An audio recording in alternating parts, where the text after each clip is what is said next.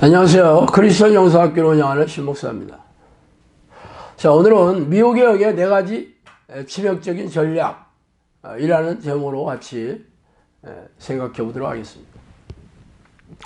남극해에 떠 있는 빙산은 보이는 것은 10분의 1밖에 되지 않습니다. 나머지 10분의 9는 차가운 바다 밑에 가려져 있죠. 그래서 보이는 것만으로 크기나 규모를 측정하는 것은 어리석은 일입니다. 우리가 살아가는 세상도 그렇습니다.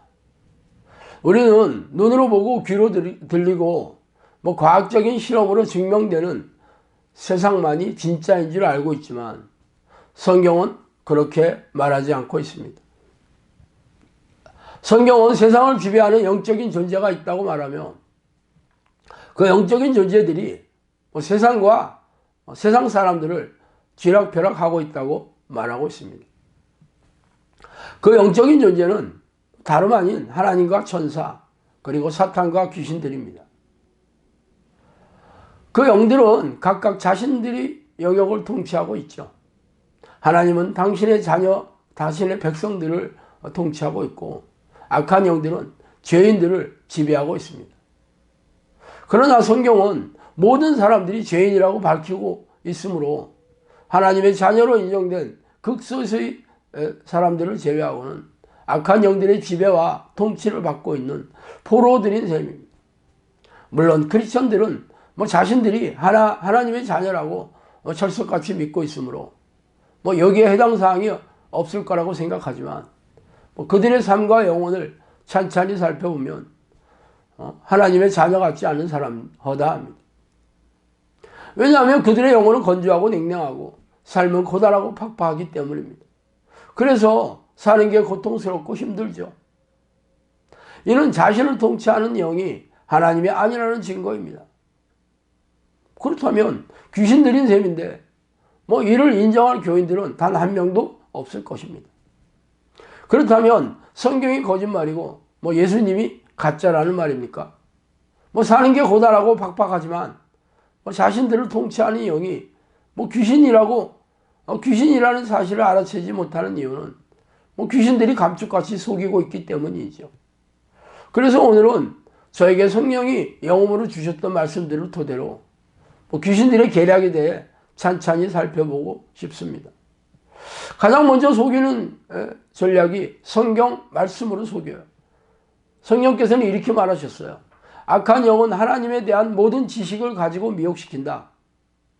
악한 영들은 머리에서 나는 지혜로 하나님에 대해 가르치고 하나님은 가슴으로 나온 지혜로 가르친다. 악한 영들은 지도에 달인을 시켜서 율법적인 신앙관을 고취하도록 가르치고 사람 말에 복종하게 한다. 또 앞으로 일어날 일을 말하겠다. 악한 영들이 우는 사자처럼 달려들어 주의 종들의 머리를 공격할 것이다. 자구책을 마련해라. 학식이 있는 자들이 귀신의 접촉이 많다. 이 귀신들은 성경을 주로 눈으로 보게 하고 지식으로 보게 한다. 귀신들은 지식을 통해 미혹하고 자신의 의를 드러내고 학식 많은 자들에게 유혹한다. 악한 영이 공격할 때 영적 지적 수준을 알고 그들에게 맞게 공격한다. 그러므로 앞으로 영적 전쟁이 치열하다는 것을 알고 있어라. 이렇게 말씀하셨어요. 귀신의 가장 치명적인 공격이 이 교회 지도자를 포로로 삼아 성경 말씀으로 속인다는 것입니다. 공생애를 시작하기 전에 예수님을 찾아왔던 사탄은 바로 이 성경 말씀을 앞세워서 유혹하는 방식과 아주 동일하죠. 그래서 이에 미혹된 목회자들은 성경의 일부분을 자의적으로 해석하고 왜곡되게 비틀어서 성경 전체를 아우르는 하나님의 뜻으로 가르치고 있습니다. 그래서 우리네 교회는 성경에 기록된 예수님의 말씀보다 그들의 교단에서 숭배하는 신학자들의 주장을 우선순위에 두고 있으니 기가 막히는 일입니다. 그러므로 자의적으로 해석한 성경 말씀을 앞세워서 가르치는 교회 지도자들의 말을 하나님의 말씀으로 맹목적으로 받아들이는 교인들은 속수무책으로 당하고 있는 셈이죠. 이런 계략이 귀신들의 가장 치명적인 공격입니다.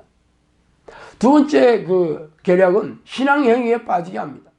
성령님은 이렇게 말씀하셨어요. 악한 영들은 너 죽고 내 죽자 하는 믿음을 요구한다. 악귀를 동원하는 기도에는 귀신들이 가장 좋아하는 기도 방식이다.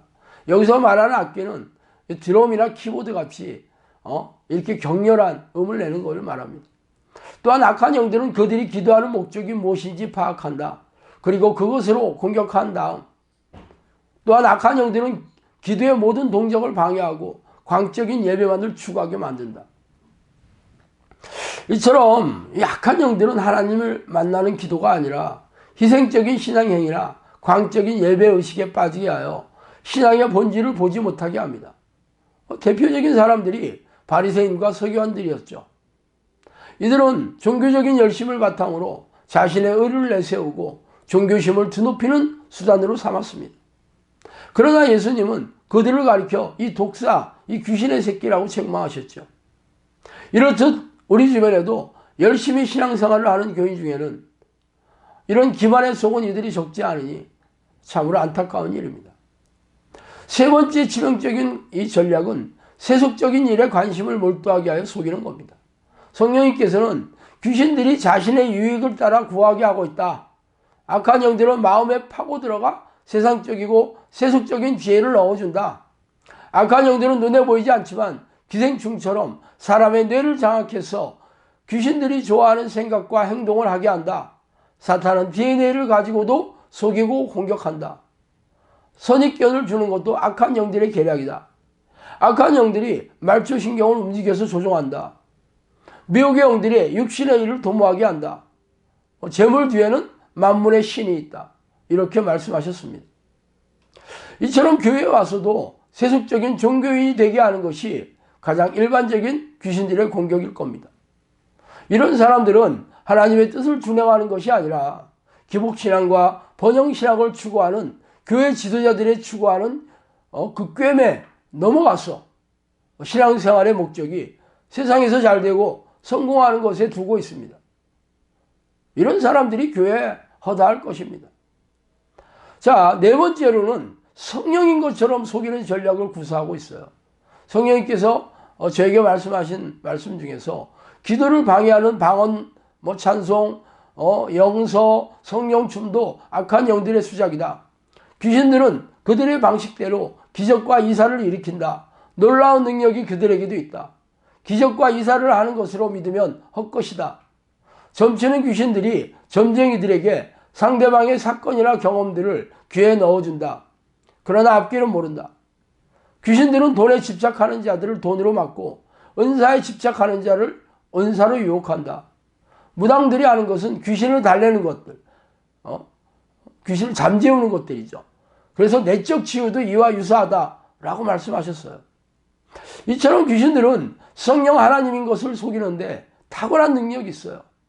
귀신들도 자신의 방식대로 이적과 기적을 일으키기 때문입니다. 이에 넘어간 사람들은 신비주의자들이나 신사도 운동을 하는 사람들입니다. 이들은 기이한 이적을 보여주긴 하지만 성령의 증거나 능력, 변화나 열매가 없습니다. 그 이유는 귀신들이 속여 넣어주는 현상을 성령의 능력이라고 절석같이 믿기 때문이죠. 그래서 우리 주변에는 거짓 예언자와 귀신이 넣어주는 방언을 하는 이들이 허다합니다.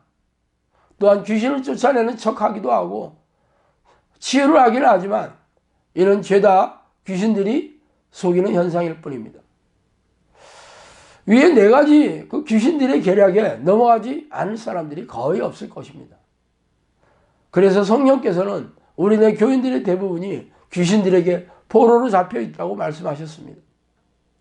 그래서 신앙의 연륜이 오래되고 교회 직분이 무거운 사람들도 하나님이 함께 하시는 천국의 삶을 누리지 못하는 이들이 허다한 이유입니다.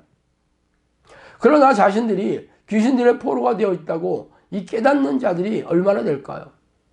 이를 깨달으려면 성령이 내주하는 기도밖에 없습니다. 그러므로 쉬지 않고 하나님을 부르며 간절하게 성령의 내주를 간구하는 기도의 습관을 들이셔야 할 겁니다. 이 길만이 여러분과 여러분의 가족을 지옥에서 빠져나와서 천국에 들어가는 유일한 비결입니다. 자, 오늘은 여기까지 하겠습니다. 감사합니다.